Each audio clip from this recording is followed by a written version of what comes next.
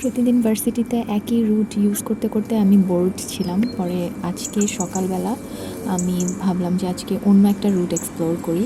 তো আমি যখন গুগল ম্যাপে অন্য একটা রুট সিলেক্ট করি, তারপর আমাকে যেই রুটটা দেখায় আমি সেটাতে হাঁটা শুরু করি। এবং ইউ কান্ট বিলিভ যে আমি যেই রাস্তাটা দিয়ে হাঁটা শুরু করি সেটা যে এতটা সুন্দর হবে, মানে শুধু ছবিতে এই সৌন্দর্যগুলো দেখেছিলাম এতদিন। তো সেটা আসলে রিয়েলি কীভাবে আমি এক্সপ্লোর করলাম এটা বলে আমি আপনাদেরকে বোঝাতে পারবো না।